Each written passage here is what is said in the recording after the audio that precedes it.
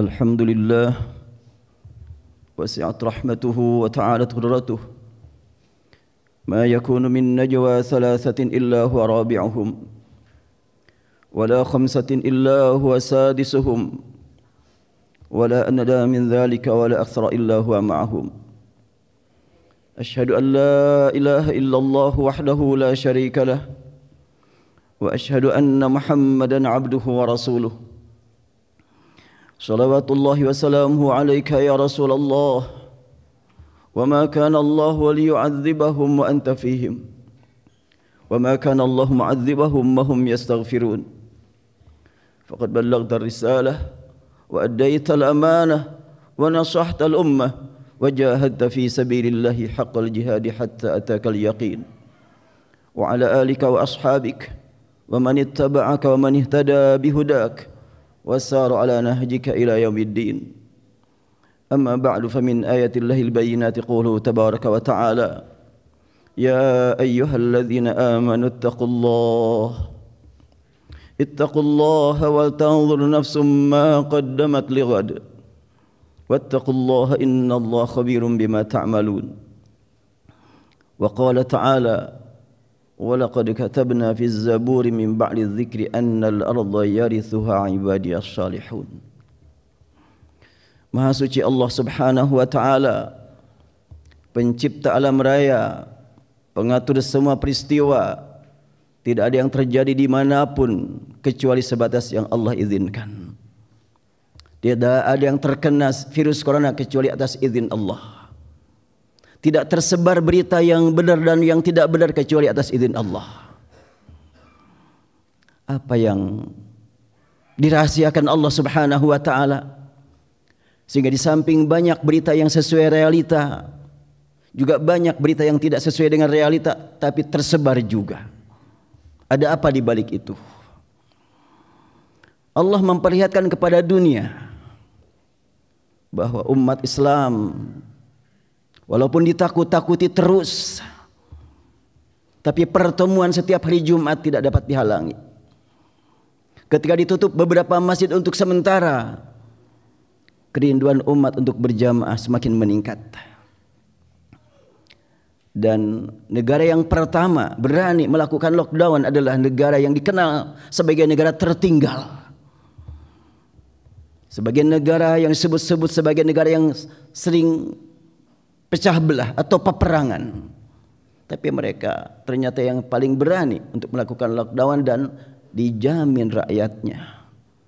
Bahkan pada saat dilakukan lockdown di tempat tersebut, yang menyediakan sembako lebih banyak daripada yang menerimanya. Negara manakah itu? Apakah negara yang senantiasa disanjung, dirindukan oleh sekian banyak umat sebagai negara maju dalam ekonomi, dalam industri, dalam militer, dalam filsafat? Oh tidak. Bahkan kita dengar beberapa hari yang lalu Organisasi Kesehatan Dunia telah menetapkan kota yang paling sehat di dunia bukan kota yang dikenal di negara industri, bukan kota yang dikenal sebagai kota yang paling maju dalam teknologi, tapi kota yang diperkenalkan sebagai kota yang tertinggal. Bagaimana buktinya? Mana mungkin tertinggal kalau memang mampu membuktikan dirinya sebagai kota yang paling bersih di dunia, paling sehat di dunia. Dan yang menetapkan paling sehat di dunia bukan umat Islam, tapi organisasi kesehatan dunia yang bercampur di situ antara muslim dengan non-muslim. Ini adalah merupakan bukti bahwa apa yang telah Allah tegaskan, walaqad katabna fiz zaburi min ba'di dzikri annal arda yarithuha ibadiyas salihun. Sungguh telah kami tetapkan sejak zaman dahulu sampai sekarang bahwa bumi ini pewarisnya adalah hamba-hambaku yang soleh. Berita dari Allah pasti benar. Dan Allah perlihatkan kepada para pengkaji tentang kota yang paling sehat di dunia adalah kota Madinah, kota Rasul. Dan memang Al-Quran menyebutkan Inna fi hadza la balaghan liqaumin 'abidin wa ma arsalnaka illa rahmatan lil alamin. Surat Al-Anbiya ayat 105 menegaskan, sungguhnya bumi pewarisnya adalah hamba-hambaku. Kalimat hamba-hambaku adalah orang yang bertauhid. Allah tidak berfirman manusia, tetapi hamba-hambaku. As-salihun, hamba-hambaku yang bertauhid, yang saleh, yang tidak merugikan orang lain. Sampaikan berita ini kepada hamba-hamba yang menyembah. Inna fi hadza la balaghan liqaumin 'abidin. Apa isi berita yang paling utama? Wa ma arsalnaka illa rahmatan lil alamin. Tidaklah kami utus engkau wahai Muhammad kecuali untuk menjadi penyebar rahmat bagi seluruh alam. Bagi seluruh alam, bukan hanya bagi umat manusia. Ayat yang lain menyebutkan bahwa Allah telah mengangkat Bani Israel di atas alam, tapi bukan penyebar rahmat. Penyebar rahmat justru adalah Nabi Muhammad SAW. Kenapa dikatakan Bani Israel diangkat oleh Allah di atas alam? Karena di sanalah banyak para nabi. Bukan kecerdasan, bukan ekonomi, bukan teknologi yang membuat mereka diangkat oleh Allah, tapi di sana banyak para nabi.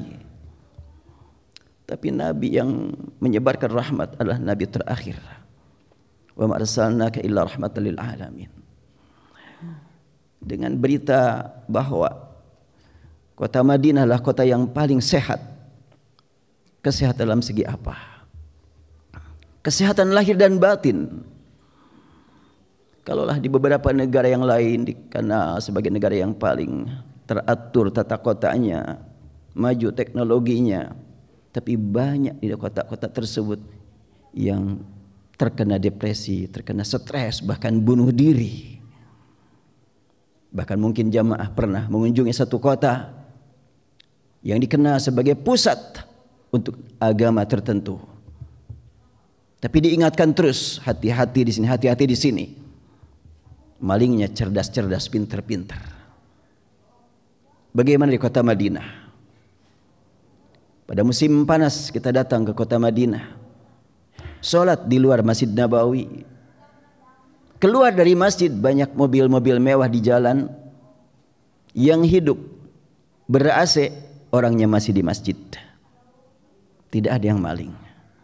Itulah kesehatan lahir dan batin. Bukan cuma kesehatan lahir, tapi kesehatan batin. Dan kesehatan lahir tidak mungkin tercapai kecuali dengan kemajuan teknologi, kepandaian manajemen. Berarti kalau begitu maka Madinah adalah dipimpin oleh orang yang memang mampu memanage dengan baik. Teknologinya sangat maju. Allah perlihatkan kepada dunia bahwa benar-benar umat Islam umat termaju. Mari kita tanamkan dalam kalbu kita dan sebarluaskan kepada yang lain. Jangan diam kalau disebut-sebut umat Islam terpuruk, umat Islam tertinggal, umat Islam berbagai macam tuduhan-tuduhan kepada umat Islam. Kita yakin berita dari Allah yang pasti benar. Walaqad katabna fi zaburi min ba'di dzikr annal arda yarithuha ibadiyas salihun. Sungguh telah kami tetapkan fi zabur min ba'di dzikri, setelahnya di Lauhul Mahfuz, annal arda, bumi keseluruhan, yarithuha ibadiyas salihun, pewarisnya adalah hamba-hambaku yang saleh. Kenapa kau yang sering terdengar justru tertinggal umat Islam? Karena memang orang-orang yang membenci Islam tidak rela melihat umat Islam maju. Maka mereka sebarluaskan berita yang buruk. Oh, tapi saya menemukan umat Islam tertinggal. Jangan kata umat Islam, tapi umat Islam di mana? Tentukan tempatnya, kelompok mana. Tapi banyak umat Islam yang miskin. Non-Muslim juga banyak yang miskin. Tapi banyak orang lain yang kaya. Umat Islam juga banyak yang kaya. Penilaian kadang-kadang tidak objektif. Ketika ada orang kaya dari non-Muslim diangkat, kekayaan mereka berhubungan dengan agama. Tapi ketika tertinggal non-Muslim tidak disebut agamanya. Kebalikannya kalau umat Islam miskin disebut agamanya. Tapi kalau kekayaannya tidak disebut. Dan kita dapat membuktikan bahwa tidak ada tempat ibadah yang dapat menandingi tempat ibadah umat Islam. Besarnya, luasnya, penggunaannya, yang memanfaatkannya tidak mungkin dapat ditandingi oleh agama yang lain. Dan terbukti sampai saat ini, kota Madinah yang dinyatakan sebagai kota paling sehat, pengunjungnya lebih banyak daripada kota-kota yang lain walaupun saat pandemi ini. Jelas lebih banyak. Walaupun syarat demikian banyak ditentukan, tapi tetap ditempuh juga. Hamba-hamba Allah, patut kita angkat masalah ini supaya umat Islam semakin merasa percaya diri dan meningkatkan rasa syukur kepada Allah Subhanahu wa taala karena dipilih oleh Allah menjadi orang yang beriman. Kalau kita bertanya, ada apa di balik Allah memilih kita sebagai orang yang beriman? Perjalanan Al-Quran dari Mekah sampai di sini sungguh jauh. Tinjauan tempat, tinjauan waktu, sungguh panjang perjalanan. Sekian miliar manusia dilewat, tidak mendapatkan nikmat iman. Dan kita dipilih oleh Allah menjadi orang yang beriman. Kalau kita ditanya, ada apa di balik itu? Kita tidak perlu mencari jawaban, tapi kita syukuri saja. Kita dipilih oleh Allah menjadi orang yang beriman. Dan Rasulullah SAW pernah menegaskan di hadapan para sahabat, "Waditu an qad ra'aitu ikhwanana." Aku sangat-sangat mengharapkan, ingin dapat melihat saudara-saudara kita. Sahabat bertanya, "Ya Rasulullah, alasna bi ikhwanik? Bukankah kami ini ikhwan engkau? Siapa yang engkau maksudkan dengan ikhwan?" Rasul bersabda, "Bal antum ashabi." Kalian sahabatku. Ikhwan yang kumaksudkan adalah belum lahir. Kita berharap semoga yang didudukan Rasulullah termasuk kita. Ghafarallahu li wa lakum wa nafa'ani wa iyyakum bima fihi min al-ayati wa dhikril hakim wa taqabbalani wa minkum tilawatahu innahu huwas samiul alim.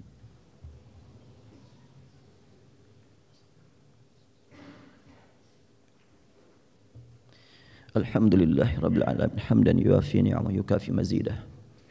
Asyhadu an la ilaha illallah wahdahu la syarika lah. Wa asyhadu anna Muhammadan abduhu wa rasuluh. Qala Rasulullah, qala Allah Ta'ala fil Qur'an azim, ma asaba min musibatin illa bi idznillah. Wa man yu'min billahi yahdi qalbah wallahu bikulli syai'in alim. Allah berfirman, tidak ada peristiwa yang terjadi kecuali sebatas yang Allah izinkan. Siapa yang yakin, yang beriman akan firman ini, Allah berikan petunjuk ke dalam kalbunya. Karena itu marilah kita saat ini juga para jamaah mengenakan masker, hati-hati, jangan beriman kepada masker. Dengan masker pasti dijamin aman. Oh tidak. Lebih-lebih lagi di masjid semuanya bertasbih, tahmid, tahlil, takbir. Di beberapa negara di Eropa sudah didukung untuk dikumandangkannya adzan keluar masjid yang sebelumnya tidak boleh. Kenapa? Karena dengan adanya takbir, tahlil dan tahmid dan tasbih, gerakan virus pun tertahan, berhenti. Apalagi di masjid. Namun kenapa kita menggunakan masker ini? Semata-mata melaksanakan usaha yang sama sekali tidak ada dalam hati kita kecurigaan kepada yang ada di kanan di kiri kita akan memperluas penyakit. Enggak. Bersih semua yang hadir di tempat ini. Tidak punya penyakit. Kalaupun membawa penyakit di rumahnya, di sini tidak akan tersebar. Tidak akan beredar di sini. Tidak terdengar akibat sholat terkena virus. Beda dengan di tempat ibadah yang lain. Justru di Eropa didukung oleh pihak keamanan agar dikumandangkan adzan keluar masjid. Itu jelas sekali. Demikian pula kita menjaga jarak. Bersihkan kalbu kita. Jangan sampai ada rasa takut kena ketularan pihak yang ada di kanan kiri kita. Enggak, semuanya bersih. Untuk sujud ruku kepada Allah Subhanahu wa taala, Allah yang menjamin keselamatan kita dan kesehatan kita. Dan ini sangat penting untuk disebarluaskan sebagai imunisasi kita. Tanamkan jiwa semangat menghadap kepada Allah. dimanapun kita berada, dan sebarluaskan ayat ini kepada seluruh masyarakat muslim. Surat Al-Anbiya ayat 105, 106, 107. Walaqad katabna fi zaburi min ba'di dzikri anna al-ardha yarithu 'ibadiyas salihun. Inna fi hadza la balaghan liqaumin 'abidin wa ma arsalnaka illa rahmatan lil alamin. Semoga Allah berikan kepada kita nikmat istiqamah. Semoga Allah berikan kepada kita ampunan dan rahmat. Yang terkadang kita terbawa oleh berita yang tidak jelas sumbernya. Dan semoga Allah berikan kepada seluruh umat yang bertauhid rahmat, ampunan dan ridha-Nya. Mari kita sama-sama menghadap kepada Zat yang Maha mendengar, yang Maha melihat. Kita yakin saat ini dilihat oleh Allah. Bisikan kalbu kita didengar oleh Allah.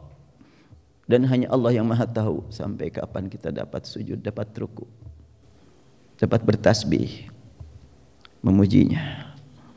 Untuk itu marilah kita sama-sama meningkatkan keyakinan bahwa Allah akan mengabulkan permohonan kita. Allahumma salli wa sallim ala habibina wa syafi'ina maulana Muhammad wa sallim radhiyallahu tabaraka wa ta'ala an kulli sahabati Rasulillah ajma'in. Allahumma ya Rahman ya Rahim ya Alim ya Alimul Ghaibi wasyahada. Ya Tuhan kami yakin tidak ada peristiwa yang terjadi kecuali sebatas yang Engkau tetapkan, Engkau izinkan. Tidak ada di antara kami yang kena sakit kecuali karena izin Engkau, dan sehat karena karunia Engkau. Ya Allah, ya Tuhan kami, terkadang kami merasa takut kepada selain Engkau, melebihi takut kepada Engkau. Ampuni semua dosa kami. Allahumma ya Rabbana, ya Tuhan kami, Engkau Maha tahu, kami menyadari terkadang kami berharap kepada selain Engkau, melebihi harapan kepada Engkau. Ampuni dosa kami, curahkan rahmat-Mu kepada kami. Dan kini kami ya Allah hanya takut kepada-Mu dan hanya berharap kepada-Mu ya Allah. Berikan ke dalam kalbu kami nikmat istiqamah. Dan manakala ajal menjemput kami dimanapun kami berada, seperti apa proses yang akan kami alami saat ajal menjemput kami, kami mohon ya Allah, jangan Engkau biarkan kami menghembuskan nafas terakhir kecuali dengan meraih nikmat husnul khatimah. Ampuni semua dosa kami dan dosa orang tua kami dan dosa seluruh hamba yang beriman padamu.